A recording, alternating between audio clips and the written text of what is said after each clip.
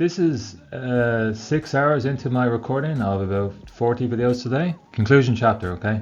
For everyone who has reached this point in their thesis, well done. But have you actually reached the end? This video may surprise you because there might be stuff in your conclusion chapter that is a little bit wrong. So here's some tips and tricks, okay? So here's tip number 1. Remember the research question. It's very important. I mentioned this in my research question tips thing, but it bears repeating here. The research question in chapter 1 should form a bookend here with your conclusion chapter. So I said that backwards, but not to worry, okay? Your introduction chapter will have research question and objectives, and then you're just going to say to yourself, okay, I need to mention them again in my conclusion chapter. That's all, okay? Typically the first section of this chapter, conclusion chapter, will be a summary of what has happened in your findings and discussion chapter. You will then mention how that has satisfied the requirements of the research question and objectives, and then acknowledge any limitations in your study. This demonstrates transparency and a realistic understanding of the scope and constraints of your research. More importantly, your research question, okay? So if your research question has not done the job and there's a few problems with it, well look, you can mention it here in your conclusion chapter. Just remember to mention the research question. Now look, I can do no more. Tip number 2. Summarize, don't regurgitate. Very, very important, okay? Conclusion chapter is a crucial component of a thesis, summarizing key findings, discussing their implications, and providing closure to the overall research. Begin by summarizing the main findings of your study. Provide a concise overview of the results to remind the reader of the key contributions of your research. If applicable, revisit the theoretical framework of your study. Discuss how your findings align with or challenge existing theories.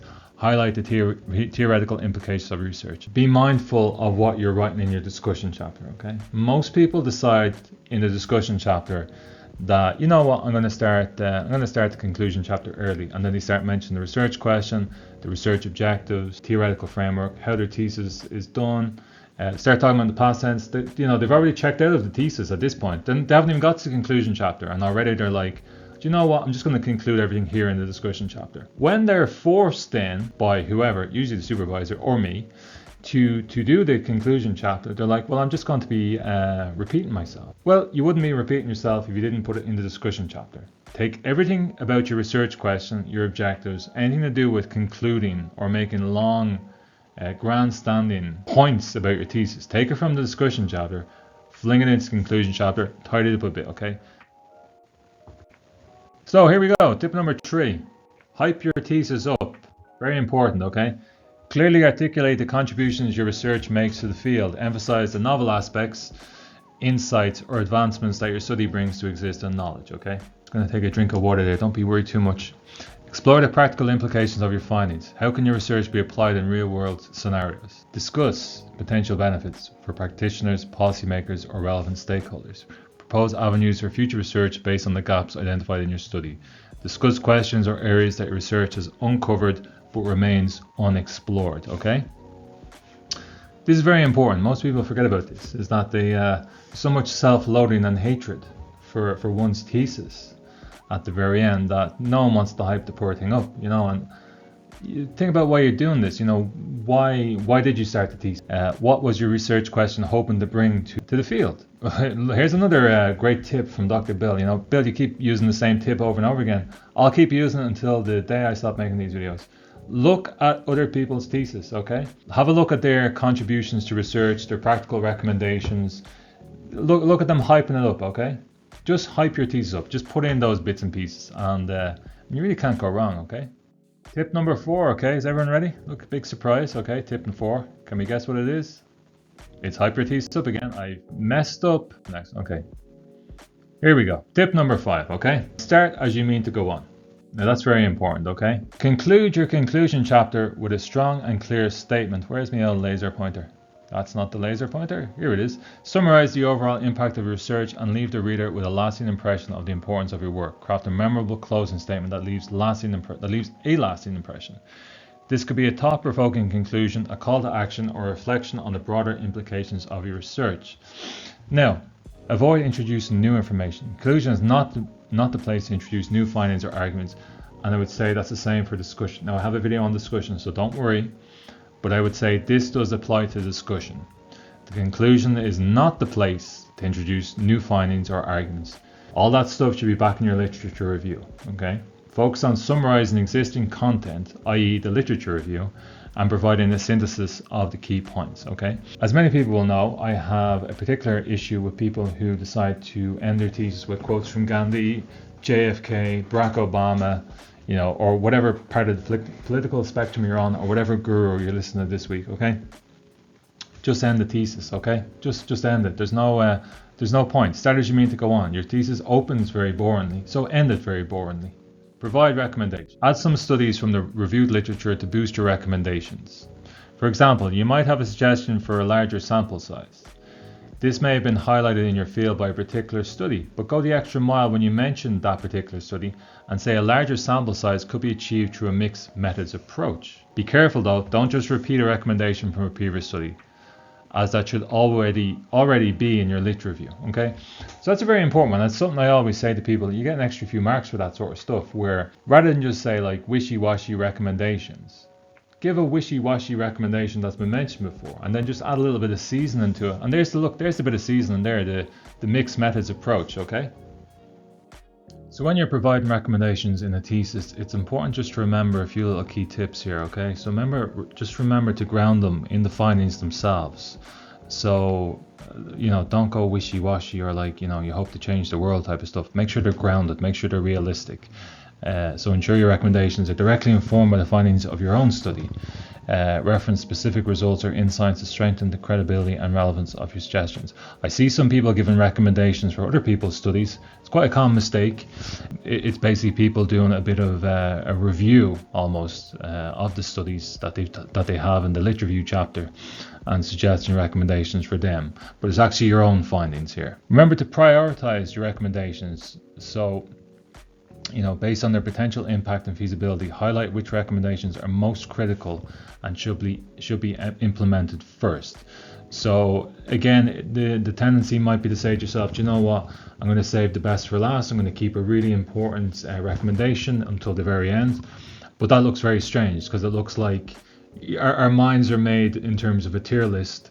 So when someone sees something at the bottom, they think, okay, well, the student must mean that that's least important. But the student might be just doing a big reveal. But it doesn't come across that way. So just make sure that the most important one comes first. Be specific and concrete. So avoid vague or generic recommendations. As I said, I hope to change the world. Or this may be, I hope my findings will help shape government policy. Which government policy? How is it going to shape that? So give specific examples there.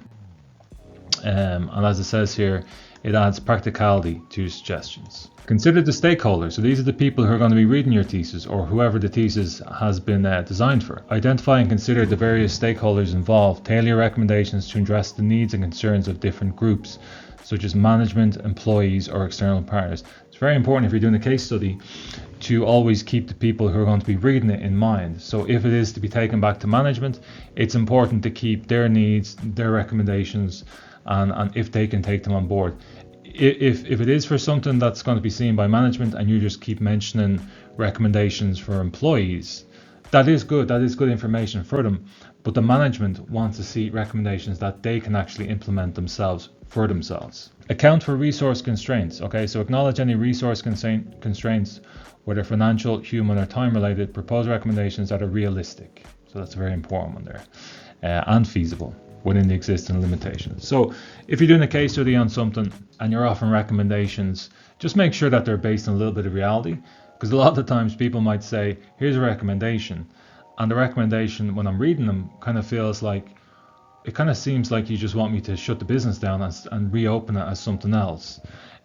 Or I don't have the money to do these recommendations. So just remember, just like resource constraints. So a business is limited in how much it can spend on this sort of stuff. So just keep that in mind, and then highlight short-term and long-term goals. That's very important to distinguish between those two, and clearly outline the steps that can be taken immediately for quick impact, and those that are part of a more extended strategic plan. So you can start off with short-term goals. Again, just remember, prioritize them, most important first, and then you can talk about the long-term goals, and again, prioritize those, most important one first.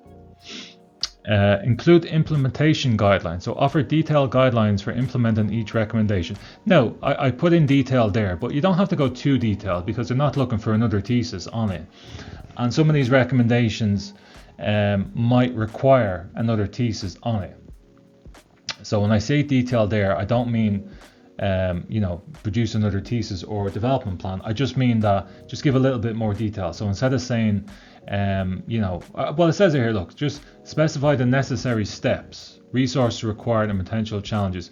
But you're looking to that in terms of like maybe 2 or 3 sentences. So again, your examiner or your supervisor is not looking for another thesis there. So just very small steps that can be put in. Now, we see here, address potential barriers. So anticipate and discuss potential barriers or obstacles that may hinder the successful implementation of your recommendation. Suggest strategies to overcome these challenges. Again, if you have the time, that again, it's me just asking maybe a little bit too much, but it's better for me to sort of say, if you have the time, then do this, because it's going to be worth a few extra marks to you. And the same with this, and provide justification. Justify each recommendation by explaining how it addresses specific issues identified in your research. Clearly articulate the expected benefits and outcomes of implementing each recommendation. Okay. And then there's a few more here. Training and development initiatives, you can mention them. They're more sort of to tease your brain to see if there's if you're kind of saying, I don't actually know what type of recommendations to put in here. Then these suggestions will help you. You don't have to put them all in. You can put in 1, 2, or 3 of them. If you want to mention something on specific training and development initiatives you could implement to enhance the skills and capabilities of employees, let's say, you can mention that. Feedback mechanisms are also another important recommendation you can make. And then obviously highlight the potential benefits. So clearly articulate the potential benefits that may result from the successful implementation of your recommendations. So rather than just saying this is going to help, show how it's going to help. Say like, look, it's going to save you X amount of money, or this change will help you open up new markets. And I'm going to give some specific examples here. So I'm going to leave them on the screen while I take a drink of water.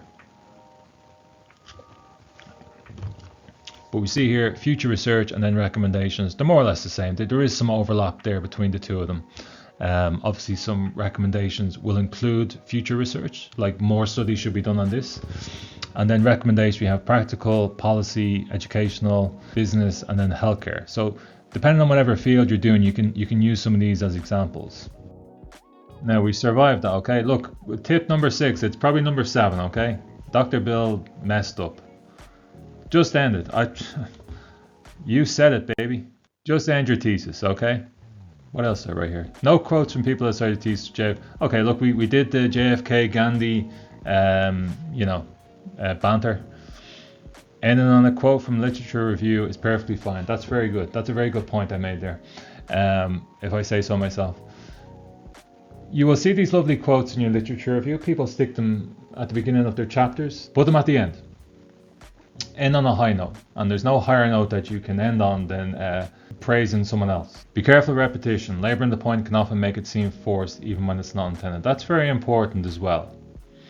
Most people, when they're concluding their thesis, they just regurgitate again. Again, that comes from people jumping the gun and having a conclusion in the discussion chapter. Don't raise any further questions at the end in relation to your own thesis, which could have been answered in your own thesis. This is a huge one. I see this all the time. Someone decides that, I don't actually want to finish my thesis. I want more torture, more heartache. So they decide, I'm going to raise a question that no one asked for, and which throws into disrepute everything I've just said in my thesis. Be very careful. Just end your thesis. Just end it. This sort of stuff where you're like, well, here's actually another line of thought we could look at. Why didn't you look at that in your thesis? It's the same stuff where people at their Viva decide, do you know what? I would have done things differently. Oh, well, off you go then. Go back and do things differently. Do it again. Do not throw questions at your own thesis, okay? And look at this. Here's how we're going to end this, okay? Wow us with your thesis and not just the end of it, okay? Again, I will say, whenever I'm looking at someone's thesis and they go the extra mile and have this lovely, fancy Shawshank Redemption Oscar-winning ending to their thesis, I'm like, oh, it's because the rest of it is shite. isn't it? That's why you've done this, is because you want to distract me from the rest of your thesis. If you're happy with your thesis and you've answered the research question, just check out of there. Just get the hell out of there as quickly as possible. So that's a fairly tempered Dr. Bill there. You know, I needed that rant. You know, I needed a good rant there about the conclusion chapter. Someone has to speak up on these things. We had a look there at some examples of conclusions in other people's thesis. And you saw, look, there's nothing, they don't stray too far from the usual stuff. You know, they're all pretty much the same. They've all, it's not rocket science, you know. Did I show you any quotes from Gandhi or JFK or Barack Obama in any of those theses? No. I'm sure they're out there somewhere, but we won't go looking for them. Anyway, look, I'm gonna end the video because I'm in danger of doing what I'm telling people not to do in their conclusion chapter. Okay, so I'm gonna start the video. I'm gonna end the video with the way I started, which is basically saying, keep at it. You'll be fine. Don't be worrying. My website, my number, my email, everything is out there for anyone that wants any additional help. I'm here. I'm here for you, baby. I'm here to keep you on the straight and narrow. Until we meet again, I will. Oh God, I don't even know how to end this video. It's just there's no. I'm the